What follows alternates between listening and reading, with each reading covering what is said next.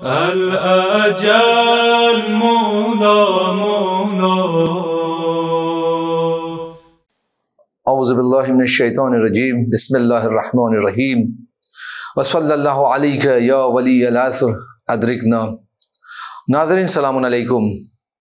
ہم ایک بار پھر سے آپ کا اس شو معرفت دین میں استقبال کرتے ہیں.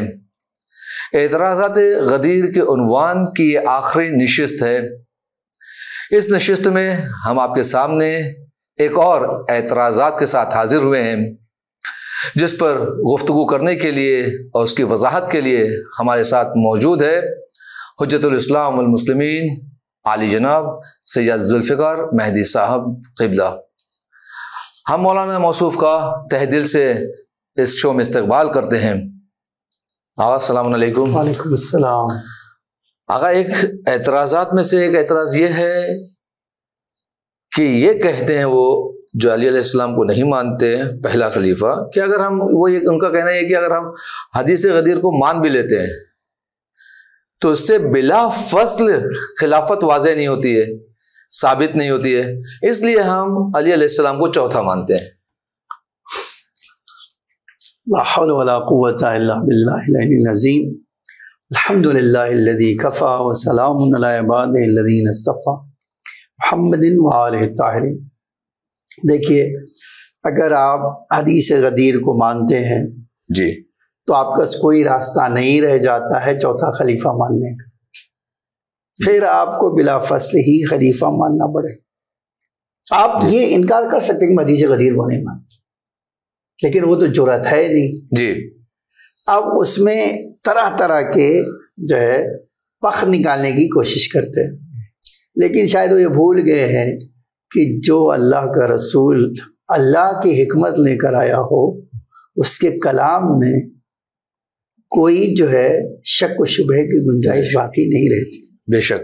آپ اہل سنت کی کتاب جنہیں جو مخالف بھی مانتے ہیں، آپ یہ حدیث بارہا ہم پڑھ چکے، پھر سے پڑھ دیتا ہوں. وہ حجت الوداع سے واپسی میں علی علیہ السلام کا ہاتھ پکڑ کے فرمایا، کیا میں تمہارے نفسوں پر تم سے زیادہ حق نہیں رکھتا ہوں؟ سارے صحابہ میں نے کہا ہاں آپ رکھتے ہیں. کہا پھر فرمایا، کیا ہر مومن اس کے نفس پر اس سے زیادہ حق نہیں رکھتا ہو؟ کہا ہاں رکھتے. 3 بار فرمایا. پھر فرمایا، جس کا میں ولی ہوں علی بھی اس کے ولی ہے. البانی نے صحیح سنن ابن ماجہ جلد 1 صفحہ 43 پہ یہ حدیث لکھی، ٹھیک ہے، اور اس کو حدیث صحیح قرار دیا. یہ کیوں ضروری میں اس پہ تاکید کر رہا ہوں؟ اس لیے کر رہا ہوں حدیث غدیر میں ایک جملہ بار بار آیا، من کنت مولا فہذا علی مولا. خوب، اس کے علاوہ بھی سنی حضرات نے کئی حدیثوں میں طرح طرح کی چیزیں نقل کی ہے. مثلا جیسے یہ علی ولی کل مؤمن بعدی، میرے بعد چوتھا خلیفہ کہاں سے آیا؟ میرے بعد رسول اللہ فرماتے میرے بعد جی علی ولی ہے. پھر فرمایا ہوا ولی کل مومن من بعدی، علی میرے بعد ہر مومن کے ولی ہے. انت ولی کل مومن بعدی، میرے بعد ہر مومن کے ولی ہیں. انت ولی مومن بعدی و مومنہ، ہر مومن و مومنہ کے میرے بعد آپ ولی ہیں. فَإِنَّهُ وَلِيُّكُمْ بَعْدِي، یہ لفظ بھی حدیثوں میں آیا ہے. اِنَّ عَلِيًّا وَلِيُّكُمْ بَعْدِي اِنَّكَ وَلِيُّ الْمُؤْمِنِينَ مِنْ بَعْدِي. یہ الگ الگ تعبیر جو ہے الفاظ کیا دلالت نہیں کرتی کہ چوتھے کا مطلب کچھ نہیں ہوتا، وہ پہلا ہی ہے. جی ٹھیک ہے جی. آپ اللہ کے رسول کی صراحت سے مخالفت کر رہے ہیں. جی یہی کہتا ہوں، دیکھیے آپ اللہ و اللہ کے رسول کی دشمنی صرف شیعہ کی بنا پر نہ کیجیے. شیعہ ہیں اس لیے ہم نہیں مانیں گے، شیعہ مانتے اس لیے نہیں مانیں گے. تو آپ شیعوں کے ساتھ جنت میں جائیں گے اور نہ شیعہ آپ کے ساتھ جہنم میں جائیں گے، یہ بات بھی پکی ہے. جی جی. شیعہ اپنے راستے پہ جانے والے، آپ اپنے راستے پہ جانے والے ہو، اس میں تو کوئی دو رائے ہے نہیں.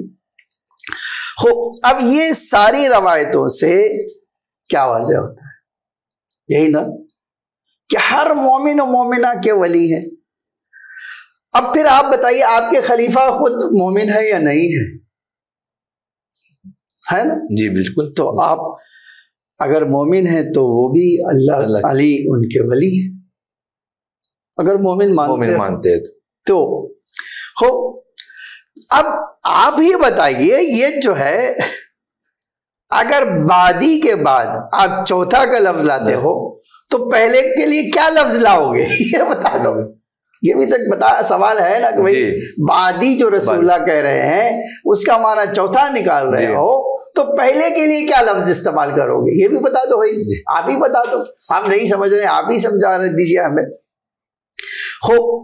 دیکھیے، اور یہ بات واضح ہے، یہ جو ہے دیکھیے یہ بار بار یہ روایت ذکر کر چکے ہیں کہ خود جب خلیفہ مبارکباد دینے گئے تھے تو یہ جملہ فرمایا کہا، اور یہ دیکھیے روایت یہ جو ہے صحیح سند کے ساتھ یہ نقل کیا ہے، اور یہ جو ہے کہا تاریخ دمشق مدینہ میں جلد 42 صفحہ 220 پر، البدایہ والنہایہ میں جلد 7 صفحہ 350 پر یہ جملہ بھی ہے اسی حدیث میں۔ فقال عمر ابن خطاب حنیئا لک یا ابن امیر المومنین،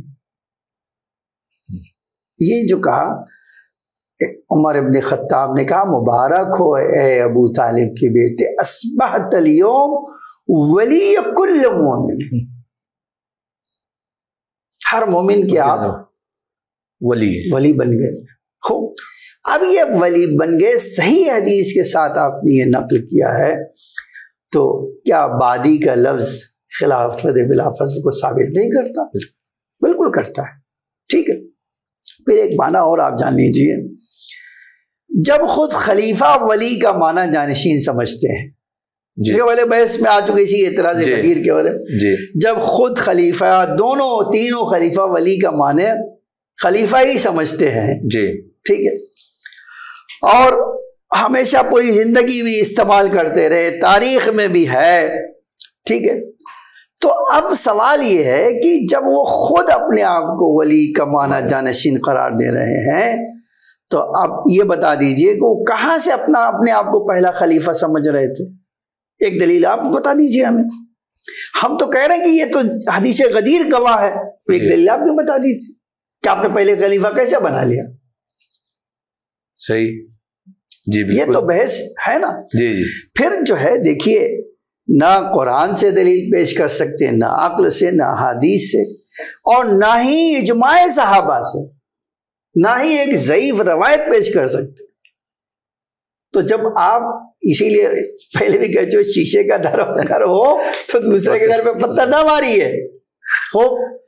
پھر جو ہے ابن کثیر نے ایک جملہ بڑا، ابن کثیر نے برا ابن عازب سے جو روایت نقل کی ہے اس میں یہ آیا ہے، یہ تو سننے آ رہے میں، من کنت مولا فإن علی بعدی مولا، فا، یہ جو فا لفظ ہے نا اس میں خود بلا فصل کی دلیل ہے، جی ادھر میں ہٹا نہیں ادھر وہ ہے، تو اور کہاں سے بلا فصل ثابت ہوگا؟ آسمان سے تو کوئی چیز ٹپکنے والی نہیں ہے، انہی جملوں سے حدیث کے نکلے گا نا یہ معنی۔ جی تو یہ فا تو خود برا ابن عازب کی روایت میں موجود ہے، جس طرح سے کن فیکون، جی جی کوئی فاصلہ نہیں ہوتا اس میں۔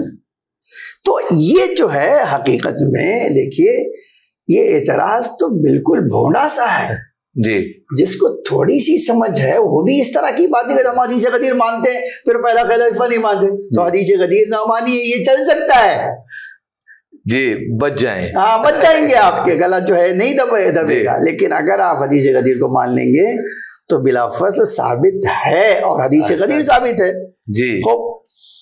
اور دیکھیے ایک روایت ابن مسعود سے نقل ہے، آپ ذرا غور کیجیے، جی ابن مسعود کہتے ہیں کہ آن حضرت نے فرمایا جب آپ کا وفات کا وقت قریب تھا، جی تو میں نے کہا عرض کیا یا رسول اللہ ابو بکر کو خلیفہ معین نہیں کریں گے؟ تو حضرت میری بات سے ایک دم ناراض ہو گئے اور اپنا چہرہ میری طرف سے موڑ لیا، یہ ابن مسعود کہتے ہیں، جی پھر ابن مسعود کہتے ہیں کہ میں نے پھر سے کہا کہ اچھا آپ کسی عمر کو منع دیجیے، عمر ابن خطاب کو منع دیجیے۔ پھر آپ نے اپنا چہرہ مبارک پھیر لیا۔ پھر میں نے عرض کیا کیا علی کو اپنا جانشین معین نہیں کریں گے؟ فرمایا ہاں خدا کی قسم، اگر تم ان کی بیعت کرو گے اور ان کے پیچھے پیچھے چلو گے تو تم سب کو جنت کی طرف لے جائیں گے۔ اب اس حدیث کے بعد چوتھا کہاں سے آیا سوال؟ واقعی ان احادیث سے واضح ہو جاتا ہے۔ دیکھیے یہی بات ہے کہ جاہلوں کے اس طرح کے اعتراض غدیر کے اوپر جاہلوں کے ہیں۔ جی، یعنی صاف صاف اس میں حضور نے وضاحت کی ہے، اور کہا جا رہا ہے کہ بعدی کا معنی یہ ہوتا ہے کہ میرے بعد۔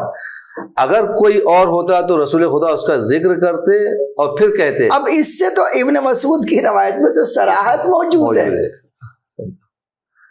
الحمدللہ، تو بہت بہترین، بہت ہی احادیث کی روشنی میں یہ بہت ہی اچھے طریقے سے ہمارے لیے واضح ہو جاتا ہے کہ واقعا حضرت رسول خدا نے فرما دیا تھا، اور یہ ہماری کتاب کیا اہل سنت کی کتابوں میں بھی اس کی دلیل پائی جاتی ہے۔ ایک بار ضرور آپ اعتراض کرنے والوں سے کہہ دیجیے جی کہ آپ شیعہ دشمنی میں جہنم میں نہ جائیے۔ جی، آپ کے ساتھ شیعہ نہیں جائیں گے، آپ کو خود قبر میں جانا ہے، آپ کو خود آگے کی منزلیں طے کرنا۔ قرآن میں 1500 سے زیادہ آیت قیامت کے بارے میں ہے۔ جی، آپ حق کا انکار کر کے بچ نہیں سکتے ہو۔ یعنی بغض علی کا آئینہ اتار کر تاریخ پڑھیے، تاریخ حدیث پڑھیے، قرآن پڑھیے، آپ کے لیے حق دین کی دن کی طرح واضح ہو جائے گا الحمدللہ۔ ناظرین، ہم مولانا موصوف کے بہت شکر گزار ہیں کہ انہوں نے بہت ہی بہترین انداز میں آج کے اعتراض کا جواب دیا۔ ہم حجت الاسلام والمسلمین عالی جناب سید مولانا ذوالفقار مہدی صاحب کے بہت بہت شکر گزار ہیں کہ انہوں نے مسلسل 10 دنوں تک اس نشست میں، جو کہ اعتراضات غدیر کے عنوان سے تھی، اس میں اپنا قیمتی وقت دیا، اور غدیر کے حوالے سے جو اعتراضات تھے ان کی وضاحت کی اور ان کے جوابات دیے، جس سے ہمارے علم میں اضافہ ہوا۔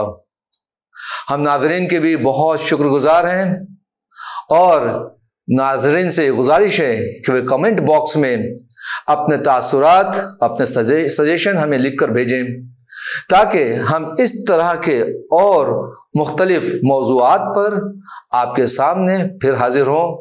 تو خدا حافظ، التماس دعا۔ اللہم صل علی محمد وآل محمد وعجل فرجهم